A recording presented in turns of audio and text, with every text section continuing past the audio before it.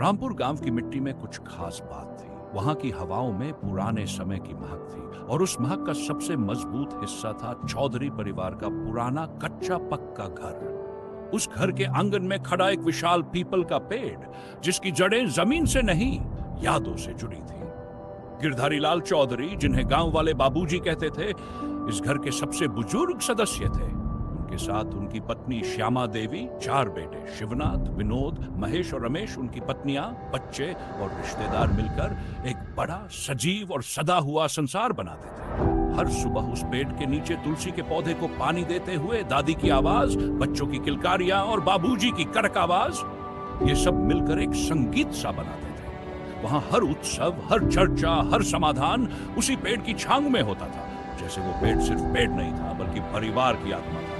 लेकिन जैसे जैसे समय बदला, रिश्तों में भी बदलाव आने लगा। महेश ने शहर में नौकरी पकड़ ली। उसकी पत्नी को गांव की जिंदगी बंधन सी लगती थी। विनोद को लगा कि उसे सबसे ज्यादा काम करना है। शिवनाथ को लगता था कि बाबूजी पुराने सोच के हैं। रमेश अपनी पढ़ाई। धीरे धीरे घर में छोटी छोटी बातों पर तकरार होती। सबका स्वार्थ, सबकी आकांक्षाएं अलग हो गई। जमीन का बंटवारा, बच्चों की पढ़ाई, जिम्मेदारियां हर बात एक बोझ सी लग रही।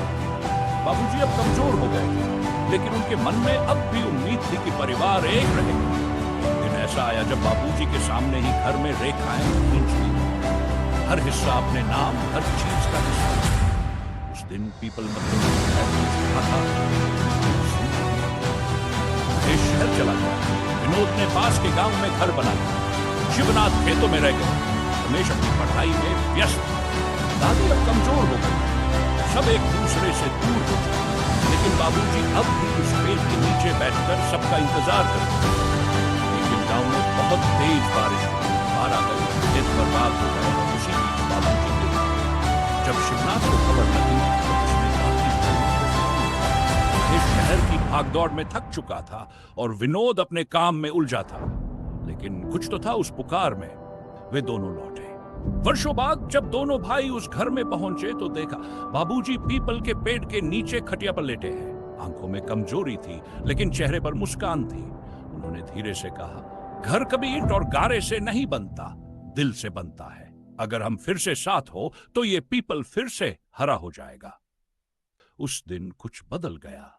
महेश ने नौकरी छोड़ दी और गांव में स्कूल खोलने का फैसला किया। विनोद ने ही बच्चों को पढ़ाने की जिम्मेदारी ली। शिवनाथ ने खेतों को फिर से साझा किया और रमेश ने गांव के लिए एक सेवा केंद्र शुरू किया। सबने मिलकर घर को दोबारा बनाया। पुराना नहीं, बल्कि नया घर, पर उसी पीपल की छांव में। उस पेड़ के नीचे अब एक बोर्ड लटका है। यह पेड़ हमारे परिवार का प्रतीक है। जितनी गहरी जड़ें हों, उतनी ऊंची उड़ान होती है। अब हर साल एक दिन परिवार दिवस मनाया जाता है। उसी पेड़ के नीचे सब इकट्ठा होते हैं।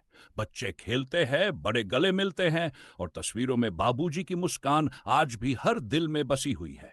कहते हैं, जो पेड़ छाया दे देता है वो सिर्फ पत्ते नहीं गिराता, वो रिश्तों की छाम बनाकर जीवन देता है। और अगर परिवार एक हो तो कोई भी तूफान उसे तोड़ नहीं सकता। अगर आपको ये कहानी पसंद आई हो तो इसे लाइक करें, अपने विचारों को कमेंट में जरूर लिखें, अपने परिवार और दोस्तों के साथ शेयर करें और ऐसी ही और दिल को छू जाने वाली कहानियों के लिए हमारे चैनल को सब्सक्राइब करना न भूलें। आपका एक लाइक और कमेंट हमें और बेहतर बनाने की प्रेरणा देता है। धन्यवाद।